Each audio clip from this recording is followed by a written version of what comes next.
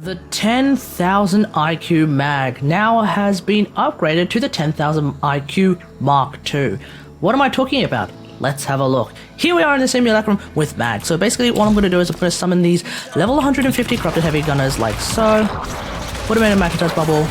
Put them in a spectral rage. And we're just going to kill them. Take the energy orbs. Strip their armor. It's too easy. And not only have we actually fully restored all of our energy to the absolute maximum, we also have a bunch of energy orbs left to spare. So that's really, really good. What have I done? Let's have a look. This is the 10,000 IQ mag, except of course it's the 10,000 IQ Mark II. So the big difference of course is that we're no longer using Spellbound and Spellbound Harvest, we're now using SPECTRORAGE and SPECTROSiphon. Otherwise, pretty much everything should be really self-explanatory. The aura is exactly whatever you want. The Excellence mode could be whatever you want, although at this particular point in time, you can't fit something like Prime Sure-Footed. So if you want to use something like Prime Sure-Footed, what you could choose to do is drop Counterpulse, maybe use Magnetized Discharge and SPECTROSiphon. You can even then use Prime Flow instead, and you can use Prime Sure-Footed just like that. Just keep in mind that you won't have enough energy to use Magnetize and Spectral Rage at the same time right at the start. You're gonna need to find a way to get that energy. But that pretty much covers it. So this version of Mag is really, really easy in the sense that once you get that combo to start, it is a fountain of energy orbs, blue spheres as far as the eye can see. It's so good. Basically, what we're dealing with is an ability and an augment that actually doesn't revolve around power strength at all. That is why the power strength has reverted back to the 155% as opposed to the 170% that I was using for Mark I. You don't need that power strength anymore. Otherwise, that's pretty much it. So, let me know what you think about all of this in the comments below. Do you reckon you'll be using this form of mag instead? Let me know in the comments. Is this form of mag better than dispensary mag?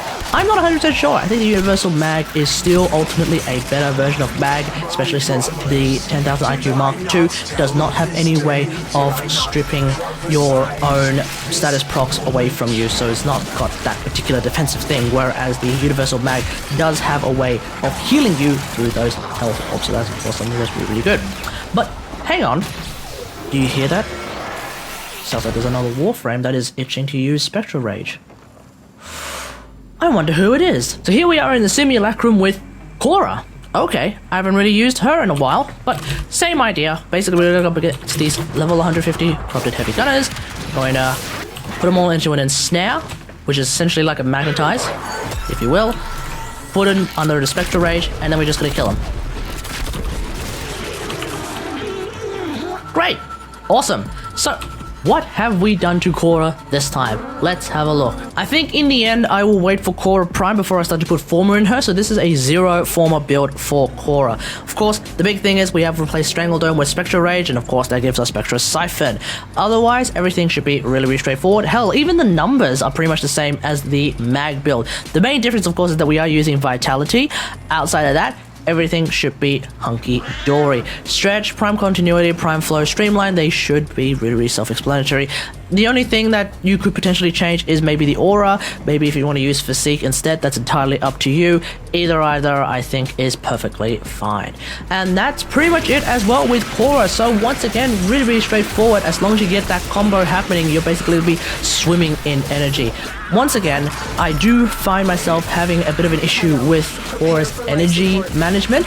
So I used to be able to play her as a rage tank, but I feel like in the Steel Path, rage tanks are not a particularly tenable position to hold. So it is a huge blessing that Khora is actually getting something like Spectral Rage and SPECTROSiphon, because that just means that suddenly energy is no longer a problem and I can just keep healing myself with Venari, attacking with Venari, attacking with my weapons, attacking with that Whip Claw as well, because everyone and their mother loves the Whip Claw and the accumulating Whip Claw options.